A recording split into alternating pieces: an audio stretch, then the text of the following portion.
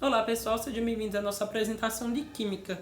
Hoje abordaremos as propriedades coligativas, fenômenos que revelam como a presença de partículas em soluções pode influenciar profundamente o comportamento das substâncias.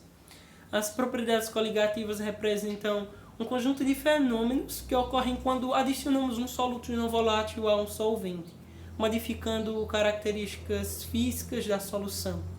São chamadas coligativas porque dependem exclusivamente do número de partículas dispersas no soluto e não de sua natureza.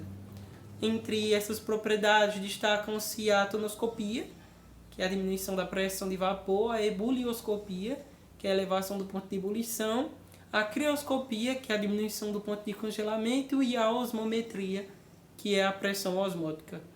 Esses conceitos fundamentais são tão importantes para a compreensão teórica da química, mas também para diversas aplicações no cotidiano e da indústria.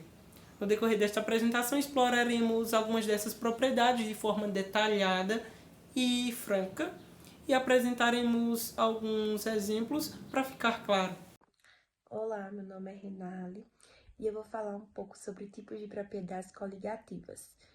Eu vou começar falando quais são e em seguida eu vou falar um pouco sobre elas.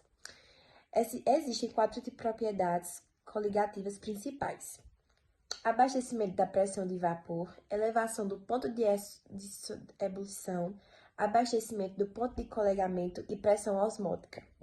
Vou começar falando um pouco sobre abastecimento de vapor.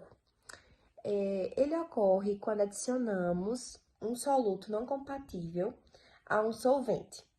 Isso diminui a tendência do solvente de evaporar. Ele vai demorar para evaporar por não ser válido a um solvente. Vou falar sobre elevação do ponto de ebulição. Com mais partículas de soluto, a solução precisa ser aquecida a uma temperatura maior para ferver. Ela precisa que esteja bem quente para ela conseguir ferver. Agora eu vou falar sobre abastecimento do ponto de congelamento. A presença do soluto faz com que a solução congele a uma temperatura menor que a do solvente puro. E por último, vou falar sobre pressão osmótica. A pressão é necessária para impedir a passagem de solvente, me enganei, por uma membrana semipermeável, um fenômeno muito importante em célula e organismo. E para finalizar a minha fala, eu vou falar sobre a pressão osmótica. É a pressão necessária para impedir a passagem de solvente por uma membrana semipermeável, um fenômeno muito importante em células e organismos. Bom dia, ansiosamente quem fecha no vídeo.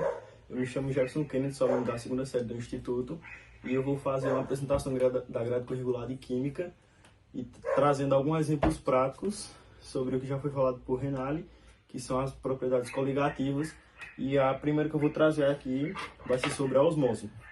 Eu vou trazer um exemplo bem prático e bem simples, com alguns itens que você pode encontrar na sua casa. Aqui temos uma batata. Eu vou tirar um pedaço da batata e também, feito isso, eu vou deixar ela enxuta. A batata já está sequinha. Então, agora eu vou adicionar um pouco de sal. E agora você esperar alguns minutos até que haja a reação e ela seja perceptível. Passou-se já o tempo da reação, o tempo necessário, e o que a gente pode perceber? Que uma das batatas, parece estar bem úmida, já a outra permanece enxuta, permanece seca. E o que aconteceu aqui?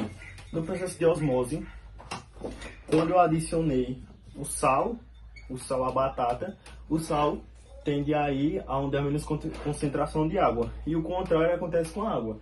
A água vai aonde há menos concentração de água, no caso onde eu adicionei o sal. Agora, dando continuidade aos experimentos, eu vou trazer outro, que agora será a tonoscopia. A tonoscopia é responsável pela diminuição do vapor máximo de um líquido. E o que eu vou trazer aqui é o seguinte: se a gente adicionar um ovo a um copo com água, o ovo vai descer, obviamente, porque a densidade do ovo é bem maior que a da água. Mas, se a gente salinizar, a gente vai adicionar sal, a água e homogeneizar isso. Diluído. Quando a gente adicionar o sal, o ovo, quando a gente adicionar o ovo novamente, ele vai flutuar. Porque a densidade da água com o sal agora é maior que a do ovo, possibilitando a sua flutuabilidade. Agora eu vim aqui até a cozinha, que eu vou trazer mais um experimento, e agora é sobre a ebulioscopia. E o que eu fiz? Eu simplesmente adicionei água ao recipiente no fogo e eu vou esperar até o ponto dele começar a borbulhar e sair vapor. Agora que a água já atingiu o nível de vapor e está liberando vapor, né? Eu vou adicionar o açúcar e vou diluir. E assim que eu adiciono, já é perceptível a diminuição nas bolhas. E o que isso indica?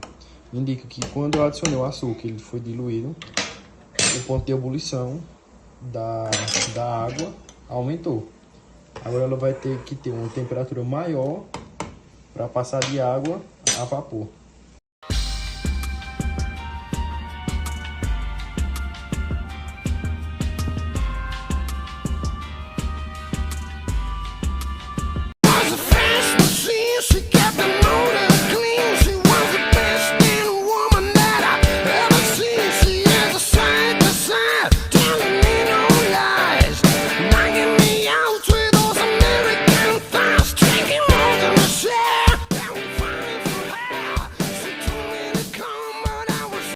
Então, vimos que as propriedades coligativas são fenômenos que dependem do número de partículas na solução e que estão presentes em nosso dia a dia, seja na cozinha, em laboratórios ou em processos biológicos. Entender esses conceitos ajuda não só nos estudos de química, mas também em diversas aplicações práticas da ciência. Esperamos que vocês tenham aprendido e se interessado por esse tema tanto quanto nós. Tchau, tchau. E só isso. Beijo. She kept the motor clean. She